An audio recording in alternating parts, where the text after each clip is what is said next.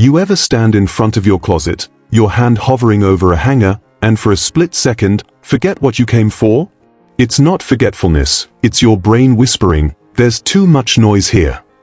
The truth is, our closets quietly shape our thoughts. When things pile up, our minds do too.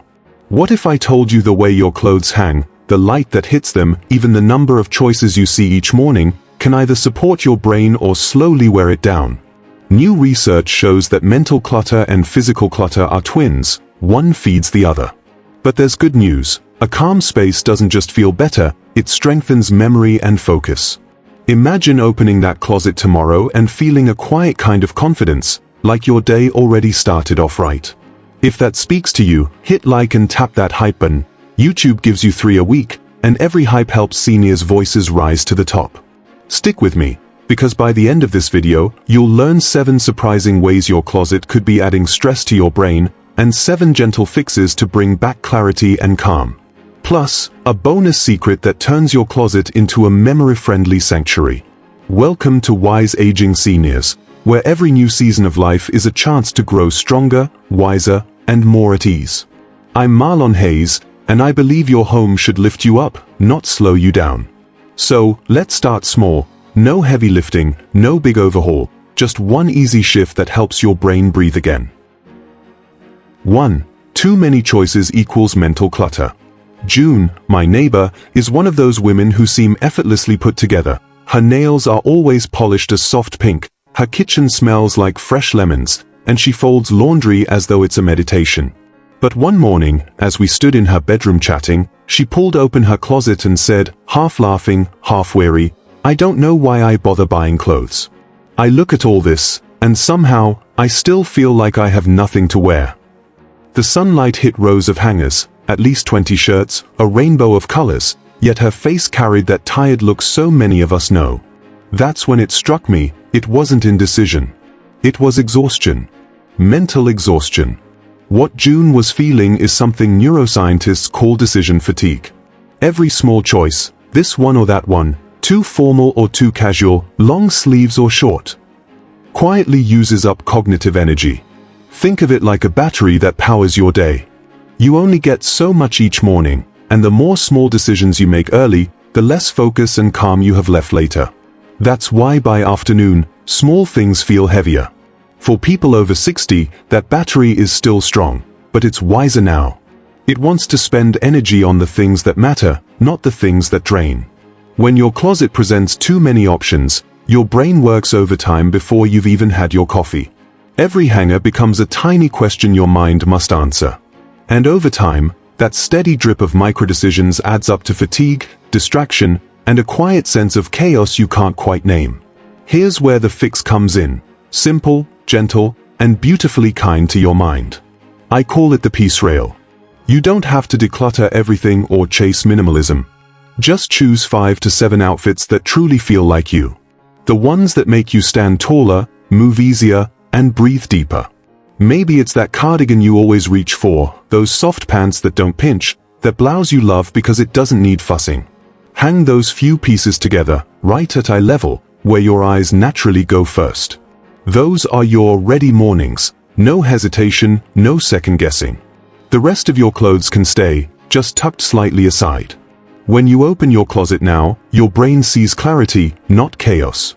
That small moment of visual peace actually sends a signal to your nervous system. You're safe, you're in control, you can rest. It lowers cortisol, your stress hormone, and frees up focus for things that bring you joy. Tending a plant, calling a friend, walking in the sunshine. June tried it that very evening. She sent me a photo the next morning, 5 hangers neatly spaced, her favorite cotton shirt in the middle. A week later, she called to say, "I didn't realize how much noise my closet was making until it got quiet." That's what calm does. It whispers, it steadies, it reminds your brain that life can flow again. You'll notice it too, that soft feeling of being unhurried, the ease of dressing without thinking, the sense that the day is already on your side. So tonight, take one slow breath, open your closet, and ask yourself, what 5 outfits make me feel at home in my own skin? That's where peace begins, not in the number of clothes you own, but in the space your mind finally gets to rest. You'll feel it right away, like a slow, deep exhale you didn't realize you were holding, releasing as the morning light touches your shoulder and the day gently begins. 2. Mixing seasons confuses the brain. Tom, a retired teacher I've known for years, once joked that his closet looked like all 4 seasons had decided to live together and start a family. A heavy winter coat next to a short-sleeve polo, snow boots beside sandals, scarves tangled up with swim trunks. It was as if his closet couldn't decide what month it was. He said, "Every morning feels like I'm choosing between December and July." It made us both laugh, but what he described is actually something neuroscientists understand very well: visual conflict. When your brain looks at mixed signals, like winter clothes beside summer ones, it doesn't just see disorganization. It sees confusion. The prefrontal cortex, the part that helps you make decisions, lights up with extra activity, trying to sort through unrelated categories. That means you start your day already tired from choices you shouldn't have to make. The brain craves patterns. It likes to know, almost instinctively, what season it's in, what rhythm the body should follow. When everything blends together, it feels unsettled, even if you don't consciously realize it. I asked Tom to try an experiment. We pulled everything from his closet and laid it on the bed: coats, shorts, sweaters, t-shirts, all jumbled together. He looked at the pile and shook his head, saying, "No wonder I feel overwhelmed." We made 2 simple piles, this season and not this season. Then we stored the off-season clothes in bins labeled clearly, one for winter, one for summer. When he saw the results, his expression softened. The closet suddenly looked lighter, more peaceful, and, most importantly, current. He said, "It feels like my closet finally caught up with my life." And that's what this small shift does. It brings your environment in sync with your present moment. The older brain thrives on that kind of alignment, what neuroscientists call environmental coherence. It's when your surroundings mirror your real needs right now, instead of forcing your mind to keep track of things you don't need yet. That alignment gives the brain a sense of safety, structure, and calm. Try it yourself.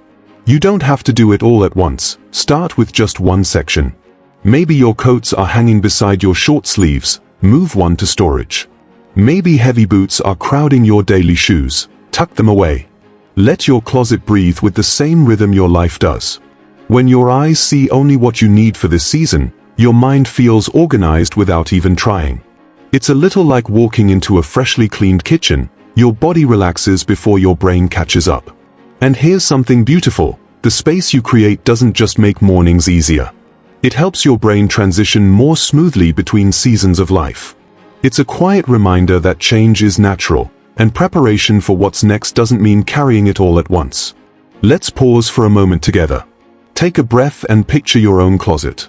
What's one small change you could make this week to bring more ease into that space? Maybe adding a brighter bulb, or setting aside just one calm section that feels simple and peaceful. Drop it in the comments, I'll read them all. And if you've already made a change that brought you a bit of calm or joy, share that too. You never know whose day you might brighten by doing so. When Tom opened his closet a week later, he smiled and said, "For the first time in years, I don't feel behind on the seasons." You'll feel that same quiet clarity the next time you open your door, the feeling of your space finally moving in step with your mind. 3. Poor lighting raises cortisol. My Aunt Lila used to say her closet had a personality problem. Every morning, she'd open those creaky doors, squint, and mutter, "It's like getting dressed in a cave." At first, she thought it was just her mood or her eyesight, a normal part of aging, she figured. But what was really happening had nothing to do with her eyes and everything to do with her brain. The dim light in her closet wasn't just annoying, it was quietly triggering her body's stress response.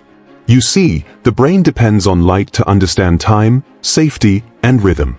When lighting is low or shadowy, especially in enclosed spaces, your visual system has to strain harder to process details.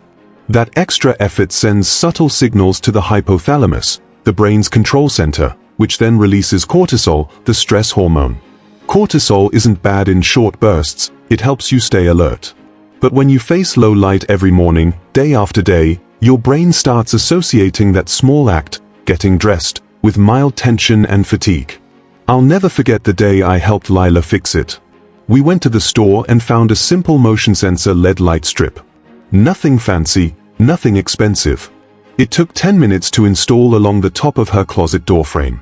That night, when she went to hang up her sweater, the soft white light bloomed across her clothes automatically. She gasped a little and said, "It feels like my space wakes up before I do." The next morning, she told me she didn't feel rushed getting ready. Her hands didn't fumble. She felt, in her words, at ease. That was the first morning in years she didn't sigh while picking an outfit. That's what light does. It tells your nervous system, you are safe, you can relax, you can begin. The science behind it is simple but powerful. Good lighting regulates your circadian rhythm, your body's internal clock, which affects sleep quality, focus, and even short-term memory. For seniors, natural or bright white light early in the day helps signal the brain to be alert, while gentle, warm light later helps it wind down. But if your morning starts in darkness, your brain never fully registers wake mode. It stays in a fog, producing stress chemicals that make you feel groggy or unfocused. So when you open a dim closet, your brain actually experiences it as a microstressor. Fixing that single spot of darkness can make a remarkable difference. If your closet feels gloomy, try adding a motion sensor light or an LED puck lamp on the ceiling. Use bulbs labeled daylight or soft white, not harsh fluorescence, to mimic gentle morning sunlight. Place mirrors nearby to reflect brightness.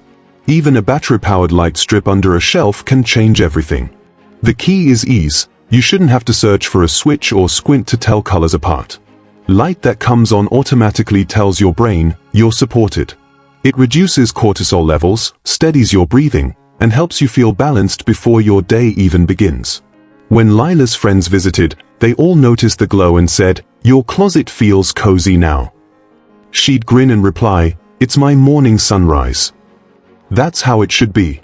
Your closet should never feel like a cave, make it feel like sunrise.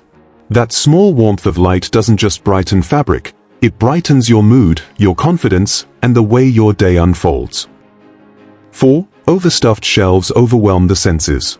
Harold, an old friend of mine, used to joke that his closet was a workout before breakfast. Every hanger hooked onto another, belts hung off the knobs, shoes piled beneath like fallen dominoes. He told me once, "I open it, and I feel tired before I even start my day." It wasn't the clothes themselves wearing him out, it was the noise they created. Not noise you can hear, but visual noise, which can be even more exhausting. Our brains are wired to seek patterns and clear boundaries. When we face too much clutter, even in something as ordinary as a closet, the visual system scrambles to process it. Every line, color, and texture competes for attention, flooding the brain with stimuli it can't filter quickly enough. Neuroscientists call this visual overload, and it's not just unpleasant, it disrupts memory formation. When everything looks chaotic, the brain can't easily distinguish what's important from what isn't. Over time, that constant low-level confusion leads to fatigue, irritability, and a vague sense of unease. When Harold finally decided to make a change, we didn't start with a big purge or some trendy organizing trick. We simply cleared one shelf. We took everything off, sorted it quietly, and only put back what he used most, neatly folded shirts with open space between each stack. The rest we stored in a box labeled later. It took less than half an hour. When he stood back, he was quiet for a long moment. Then he smiled, a soft, surprised kind of smile, and said, "I didn't know space could feel like peace." That's what empty space really is, mental oxygen. It gives your eyes a place to rest, and your brain a place to breathe. After that, Harold went a step further. He spaced out his hangers so each shirt could hang freely without touching the next. He even left one section completely empty. The next time I visited, he gestured toward it proudly. "That," he said, pointing at the blank space, "is my favorite part." He'd started calling it his pause zone. He told me he felt calmer just glancing at it in the morning. His words stuck with me, not because he'd done something grand, but because he'd found stillness in simplicity. Here's the science behind why it works. When your environment is crowded, your visual cortex, the part of your brain that interprets what you see, stays on high alert. It keeps scanning, sorting, identifying, trying to make sense of what's in front of you. That overactivity steals energy from your hippocampus, the memory center of the brain. It's like running too many tabs on a computer. Eventually, the whole system slows down. By removing even a small portion of clutter, you reduce that background processing load, freeing up mental clarity and emotional calm. If your closet feels heavy to look at, try this. Pick one shelf or one row of hangers and give it a little space. Don't rush to organize the whole thing. Just clear enough that when you open the door, your eyes can land on nothing for a moment. You'll feel the change almost instantly, not just in your mind, but in your body. Your shoulders will drop a little, your breath will deepen, your heart rate might even slow down. That's your nervous system responding to calm. When Harold told me how he felt after his small change, he didn't mention tidiness or order. He said, "It feels like I finally have room to think again." That's the quiet miracle of less. You're not just making space for clothes. You're making space for peace. And the next time you open your closet, you'll feel it too, that subtle release, that quiet drop of tension that tells you your mind can rest here. 5. Awkward reaching triggers body-brain stress loops. Martha is 82, fiercely independent, and one of the most graceful people I know. She still tends to her garden, bakes her own bread, and insists on keeping her home exactly the way she likes it. But one afternoon, as she reached up to grab a folded sweater from the top shelf of her closet, her balance shifted just slightly. Her foot caught the edge of her small step stool, and for one breathless second, she thought she might fall. She didn't, but her heart raced, her palms went clammy, and she told me later, "I couldn't shake that feeling all day." What Martha experienced wasn't just a physical scare, it was a full-body stress response that left a mark on her mind. The body and brain are in constant conversation, and when your body senses instability, your brain's limbic system, which handles emotion and memory, lights up like an alarm. It floods your system with adrenaline and cortisol, the stress chemicals that prepare you to react, not to think. When that happens repeatedly, bending too far, stretching too high, wobbling on your toes, your brain quietly learns that everyday tasks aren't safe. It begins associating normal movement with subtle anxiety, which over time erodes both confidence and memory. The fix isn't complicated, it's compassionate design. Start by bringing everything you use most often, sweaters, everyday shoes, favorite pants, and light jackets, into the comfort zone, the space between your shoulders and knees. This is where your body feels strongest, your balance most steady, and your movements most natural. If you need to store things higher or lower, use sturdy supports, a stable stool with hand grips, or better yet, small labeled bins placed within arm's reach. Keep heavier items, like boxes or winter blankets, closer to the floor. And always make sure lighting is good enough that you can see every edge clearly. These small adjustments aren't about age or limitation, they're about respecting your body's design. You're giving your brain the message, you're safe, you're supported, you can relax. When Martha rearranged her closet, she told me it felt strange at first, as if she was cheating by making things easier. But the next week, she said something I'll never forget, "I didn't realize how much of my energy went into just reaching for things." That's the hidden cost of awkward spaces, not just the risk of a stumble, but the constant, quiet tension your body carries trying to stay upright. Once she lowered her shelves and brought her favorite clothes within easy reach, she said mornings felt lighter. Her shoulders dropped. Her steps steadied. She started humming again as she got dressed. That's not just emotional, that's neurological relief. Her brain stopped scanning for danger and started trusting her environment again. Neuroscientists call this connection between posture, balance, and calm the body-brain feedback loop. When your body feels unstable, your brain stays alert and guarded. But when your environment supports effortless movement, your brain lowers its defenses, freeing focus, creativity, and confidence. So take a moment this week to look at your own space. Are you stretching too far? Are you bending where you don't need to? Could one simple shift bring you comfort and safety in the same breath? Your balance and your peace are connected, always have been. Give both the support they deserve, and your brain will return the favor with calm you can feel in your bones. 6. No predictable order equals no calm cue. Dolores is one of those people who always used to describe herself as organized chaos. She'd laugh and say, I know where everything is, somewhere. But one morning, while searching for her favorite blue cardigan, she realized she didn't. 10 minutes passed, then 15, and she was still rifling through mismatched hangers and uneven stacks. By the time I found it, she told me, I was too tired to care. That small frustration, searching for what should be easy to find, isn't just about clutter. It's about how the brain processes patterns. The hippocampus, the part responsible for memory and navigation, thrives on predictability. It's constantly mapping your surroundings, remembering where things belong, and guiding your movements without you even realizing it. When your space lacks order, that internal map has to redraw itself every time. It's like driving through your own home with new roads every morning, disorienting, exhausting, and unnecessary. When Dolores decided to color-code her closet, whites to darks, left to right, she thought it might be too simple to make a difference. But a week later, she called me, amazed. My mornings feel easier, she said. I don't even think anymore, I just move. What she described is exactly what neuroscientists call automaticity. It's when a task becomes so predictable that your brain doesn't waste energy making microdecisions. You enter a kind of flow, peaceful, efficient, effortless. The beauty of that is that it frees mental space for creativity, calm, and memory. The brain loves patterns because they lower cognitive load, that quiet background effort it takes to process the world. If you've ever walked into a messy room and instantly felt tense, that's the same system at work. Your mind senses unpredictability, and it responds with subtle stress, a flicker of confusion in the hippocampus that ripples through your nervous system. But the moment you restore order, even in small ways, your brain exhales. It recognizes what's familiar and safe. Predictability is more than tidiness, it's reassurance. So here's something gentle you can try. Pick one rule for your closet, something that feels natural. It could be by color, by sleeve length, by occasion, or even by mood. The method doesn't matter as much as the consistency.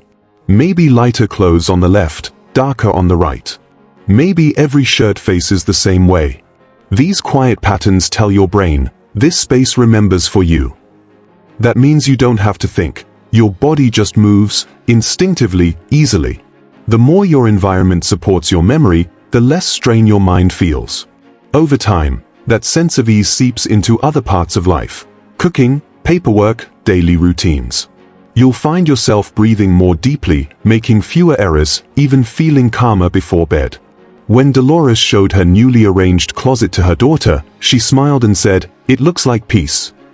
And that's exactly what it was. It wasn't about perfection or color schemes. It was about creating a rhythm her brain could trust. Every hanger, every section whispered predictability, and that predictability became comfort. So tonight, when you look at your own closet, ask yourself, does it guide you or confuse you? Because your brain's not looking for beauty. It's looking for belonging. Let your space remember for you, and let your mind finally rest in that simple, steady calm. Predictability is comfort, and comfort is clarity. 7. Ignoring emotional energy. This one is tender, and it's the one that reaches deepest. You see, closets don't just hold fabric. They hold feelings. Every coat, every dress, every scarf you've ever kept carries traces of a life lived. Laughter, milestones, moments, and goodbyes. My mother taught me that, though she didn't mean to. After my father passed, she kept his old brown jacket hanging near the back of her closet. The sleeves still faintly smelled of pine and the aftershave he wore every Sunday. She never said it out loud, but that jacket became her tether, one small piece of him she could still touch. For years, it stayed there. And every time she opened her closet, I'd catch her glance toward it, just for a second. Her face would soften, then shift, a flicker of warmth followed by that quiet ache she carried deep down. She told me once, "I don't wear it. I just like knowing it's there." It took a long time for her to realize what that small ritual was doing to her brain. Each glance at that jacket was a spark, a memory reactivated, emotions reignited. Neuroscientists call this emotional recall. When we hold onto objects that carry strong emotional charge, our brains relive microbursts of that feeling every time we see them. Sometimes that brings comfort. But sometimes, It reopens gentle wounds that never quite heal.